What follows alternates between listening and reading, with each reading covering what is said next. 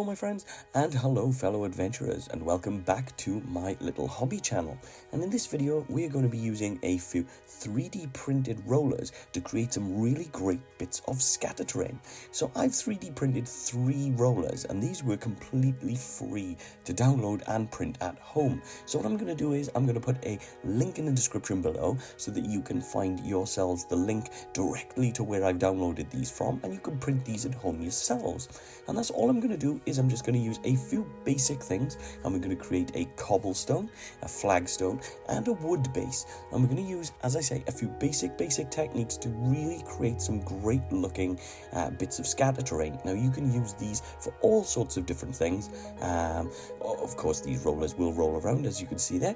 And that's all I'm going to use is these rollers and a bit of air drying clay from Daz, as you can see just up the top. So these 3 are going to create sort of much easier textures and tones for us when we create in our bases and when we create in these sort of terrain pieces. Now you don't have to use them for terrain pieces. You could technically just roll these out across multiple bases and create a huge array of different bases for your miniatures in a very quick and easy way. Now what I'm doing here, I'm just using a set of gloves so that I don't get any fingerprints across the base or across the clay. And that's all I'm doing is just rolling this up, kneading it together, flattening this out across the base, and then I'm just using my hobby knife or a craft knife just to create the area or the sort of impression that I want the base to look. So for this particular cobblestone, we create in a pathway. So as you can see, I've just created this really cool zigzag kind of effect, and then that's all I'm doing is just pressing down nice and hard, just rolling this up the clay just like so. Now I'm doing this so that this shows out all of the texture and all of the detail, and making sure to press down nice and firmly, nice and hard, so that this creates a nice texture right the way through. It is important when you're using the clay to make sure to try to flatten the clay out as much as possible, so this creates a nice even layer, because if you have large areas where it's quite thick in one part and thin in another part, some of those areas you may not get the impression, or the print might not sort of stand out as much. So it's very important to try to make sure that you flatten this as much as possible. So as you can see, I'm doing the same thing, just flattening this as much as I can so that this creates a nice even texture, a nice even sort of base, just like so. And then again, same thing, that's all I'm going to do. This time, as you can see, I've created a half and half, so half with the clay and half without, and this is going to create its own little sort of story and its own texture as well. And in the same way, I'm just slowly rolling this roller away from me. I'm pressing down nice and firmly, and you can really see the effects that's coming out here, just like so. It's nice and easy to use, great looking effect. And that's all I'm going to do with these once they are sort of placed like this, is I'm just going to leave them to dry for a good sort of 24-48 hours. So these are going to take a little bit of a while to dry. That's part of the reason why this video has taken a little bit longer to create and a little bit longer for me to be able to get through and make for you as well, because it is a lot of drying time in between these moments. But as you can see, the cobblestone, now we have this little pathway. The flagstone then is covering half of the base, and then we're going to create this wooden one too. Now for the wooden texture, I'm going to do something completely unique, completely different. And instead of creating like a wooden pathway or anything like that, I'm going to cut this into a square, and we're going to kind of create a ruined house out of this. So this is going to create a really cool little bit of scenery that could be used for D&D and things like that, or telling a story. And that's all I've done, is I've cut this square, and then once again I'm really going to press this down and really get this texture of this wood slats just across the clay, just like so. There we go, nice and easy, just pressing down nice and firm. And it doesn't matter too much if this rolls over, because using the hobby knife we can always tidy these bits up and make this a little bit more square around the edges should we want to.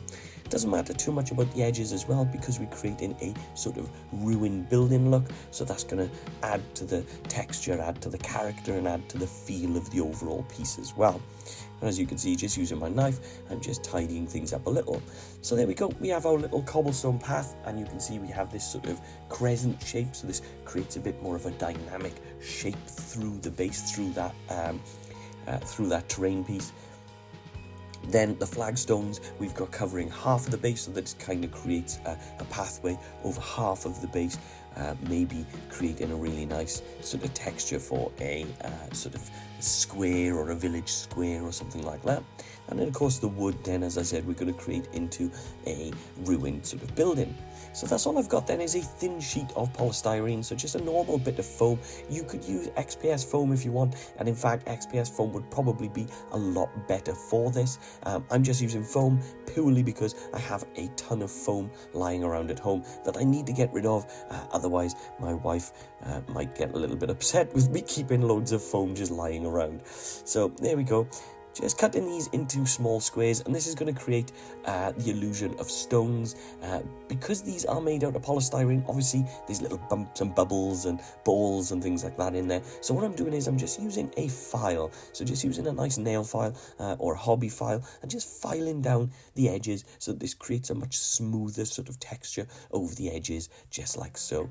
And that then is going to create a much more normal looking stone shape, and create a much more organic looking stone texture as well. If I just glue them down with all of those balls and orbs and things like that, you'd really be able to tell that they've been used, that I've used polystyrene, and that's what we don't want. Ideally, we want to make sure that we make these look a little bit more stone-like in texture.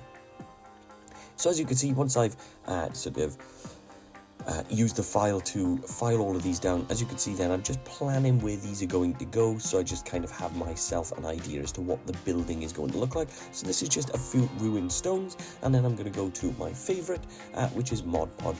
Mod Podge is one of the channel favourites. This glue type is fantastic. It's a matte glue, so this will dry down matte, and it does hold things like foam together fantastically well. There are certain glues that work with foam, and there are certain glues that don't. Some glues, like super glue as an example, will actually melt the foam, so the last thing you want to do is melt the foam down. You kind of want to glue these together using something like PVA, Mod Podge, something like that, that is a lot softer as a glue, that will be a bit safer for the foam as well. And that's all I'm doing, is just gluing these in place around the wood, just like so. And this is going to create this really cool, as I say, this ruined building. It's going to be great for sort of Dungeons Dragons, sort of the cinematic or the sort of narrative play and things like that. Just by using the Mod Podge then, I'm just placing these all around to create that stone look. And there we go, just adding all parts of the plan in, trying to be careful to make sure that I stick these together in a quite nice, even way.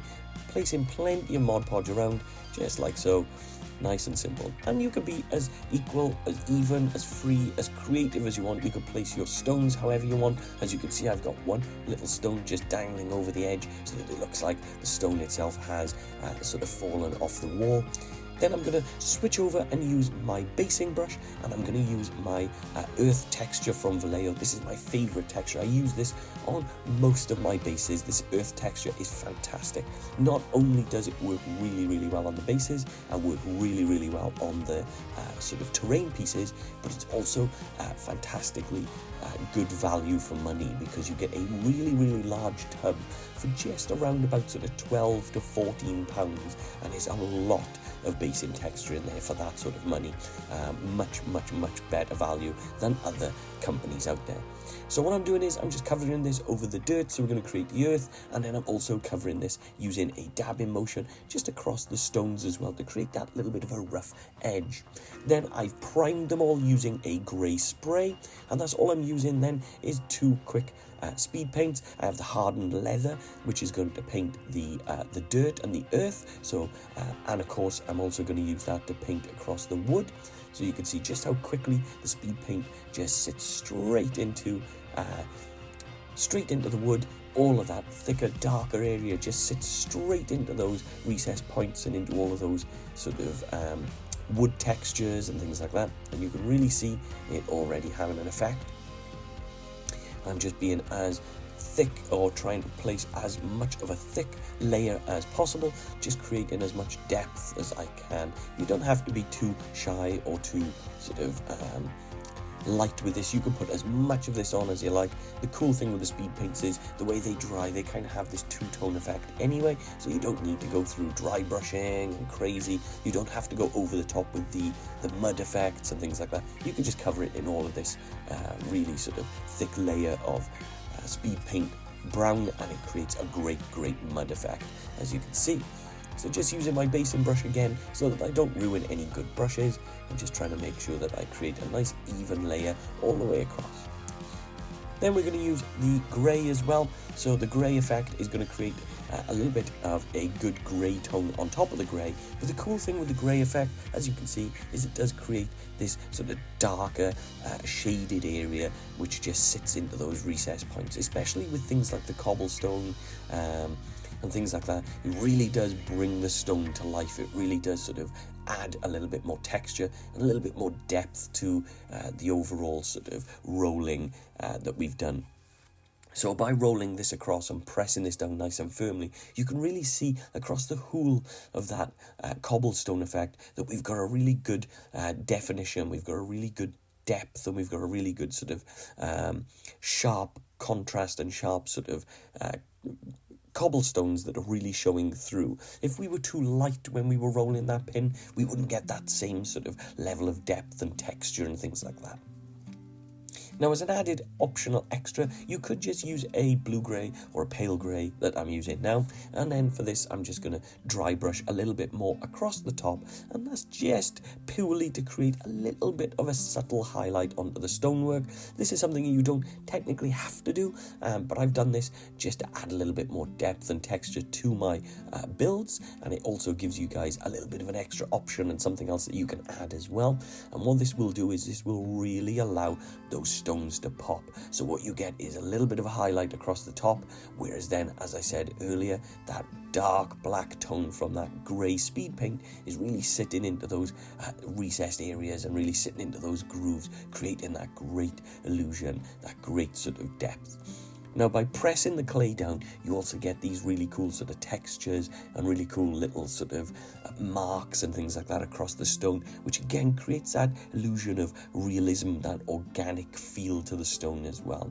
And that's why I wore gloves to do that as well, because if you don't wear gloves and you press it down, you will get sort of fingerprints and palm prints and things like that. And although all of those different textures are great for creating a little bit more of an organic look, the last thing you want is fingerprints and things like that across your stones. So using the gloves, you'll still get those organic textures, but it won't be like fingerprints. Instead, it will just be like press marks. I'm also then just going to use a nice light brown, and I'm just going to dry brush the wood so that this allows the wood to really pop, because again, I want the wood to stand off so that it doesn't tone in and be the same texture as the earth. The wood then will allow, the dry brush then will allow the wood to have its own colour, its own character, its own depth and things like that. So I'm just dry brushing all of that. Dry brushing across all of the wood, and then we're going back to our Mod Podge again, back to our favourite little glue, and we're going to add quite a bit of glue, and then we're just going to go crazy with a little bit of the basing materials. So there we go, just add in this Mod Podge nice and liberally, just add in loads and loads of Mod Podge just across, because as I said, this stuff dries down in a matte effect, and it also dries down really well with allowing things like grass to really stick to it. Now, if you've seen any of my other videos, you'll know that I'll just sprinkle the grass using my finger and thumb just in a rolling motion, and this will allow the grass to just sit across the model. So as you can see, the grass then is just going into all of that area where the Mod Podge is across the base. But again, as you can see, I've added a little bit of Mod Podge just across the top of the rocks, because that again adds to the illusion of this overgrown, this sort of ancient, old, ruined sort of building. So we're not having anything look too fancy and too bright and too new. We are adding a lot of character and depth to it. So you can go as creative as you like with all of these different grassy bits. So as you can see, I've added little bits of grass in between the sort of areas of the flagstones, where the flagstones were open. So areas where there was patches that were wide open. You could add mud in there, you could add grass in there, you could put grass tufts in there. And again, with the ruined house, you can see that I've just added a little bit of grass texture inside as well, so it makes it look like the grass is overgrowing over the wood as well. Now from there, I'm using some clump foliage and super glue. Clump foliage is a really cool sort of foam foliage, so this really absorbs a lot of glue. So when you press this down onto the model, this absorbs a lot of that glue. This absorbs a lot of the glue, and then it strengthens and hardens into a really, really fantastic, strong texture on the base.